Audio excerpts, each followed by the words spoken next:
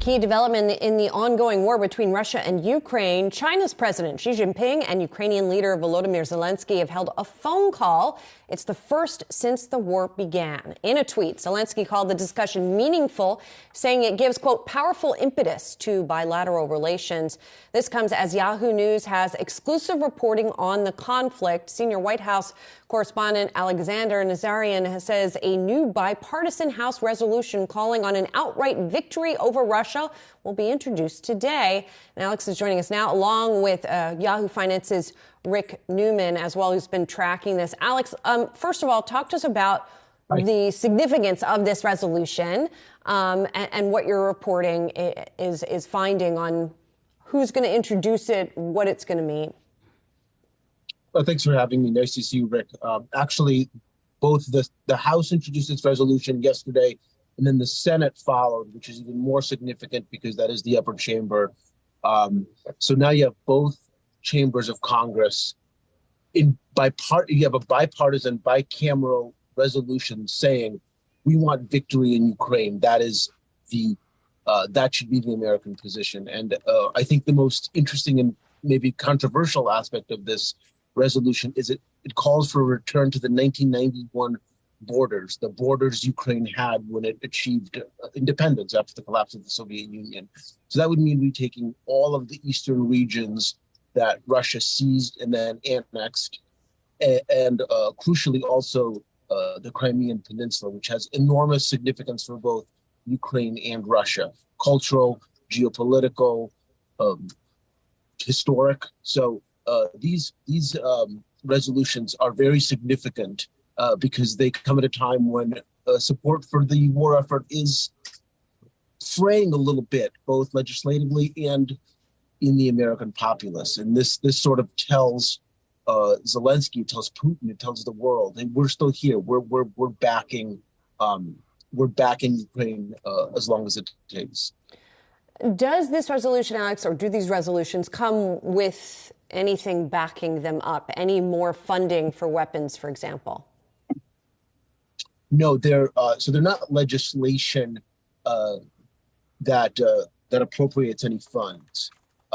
This is more we could call it a statement of policy, or really a statement of resolve.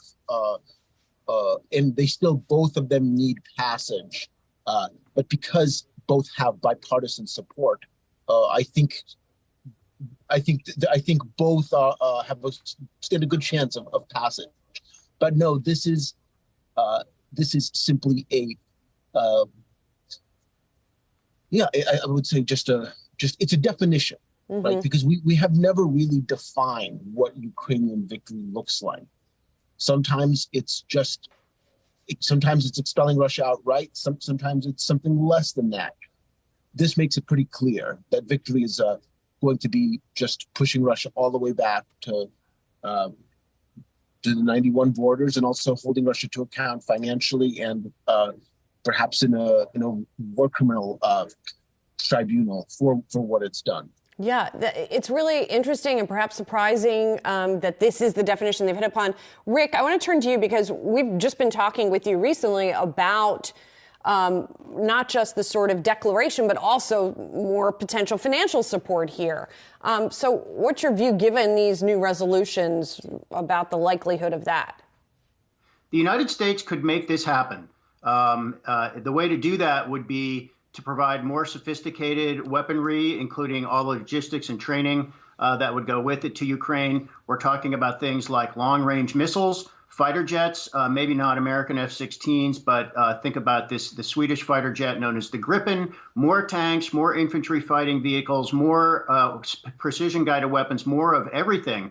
If Ukraine had those weapons in its arsenal and the training to use them, which would take time, but it is doable, I think there's a very good chance Ukraine could actually do these things. So why is the United States not providing all that stuff?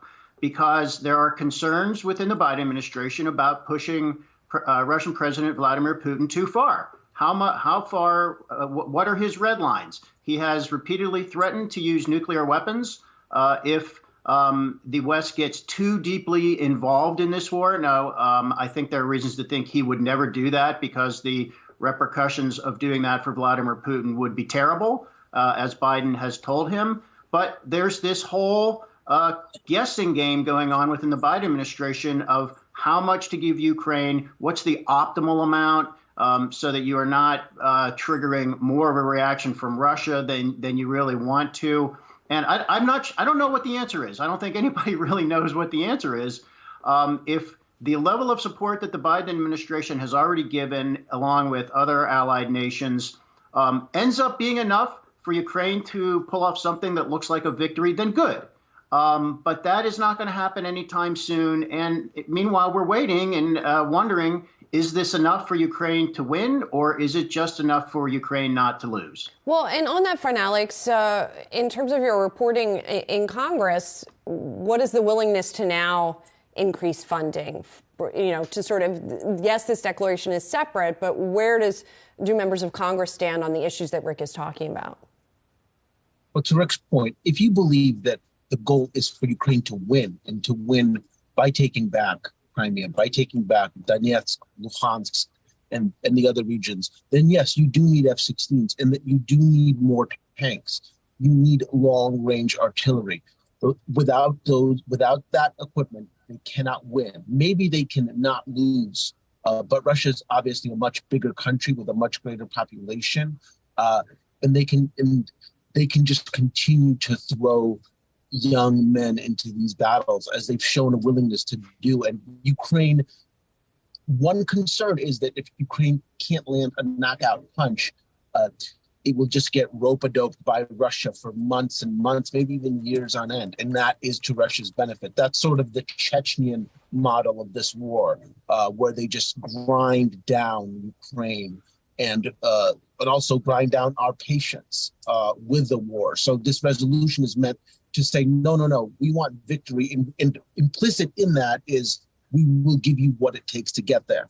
Now, do I think Biden has any capital right now to spend on granting more funding? I don't. I don't think that's going to happen. But it could happen down the road. I think it will have to. And Rick, to bring it back to our bread and butter, that is the markets and the economy. Certainly I would think there is also an economic case to be made also to conclude the war and ideally for Ukraine to win the war, as this resolution states. I mean, how are the markets don't seem certainly to be paying that much attention to the issue at this point? Well, the markets certainly were paying attention at this point last year because Vladimir Putin has been trying to conduct an energy war with all of Ukraine's allies, along with the military war on the ground. He has failed at that for now, but everybody needs to keep in mind there could be some really important second and third order effects of this war. There has been a massive rerouting of global energy flows. So far, there's been a lot of resilience in energy markets, and that has worked out, and you can see that in the price for oil and natural gas. China is another factor here.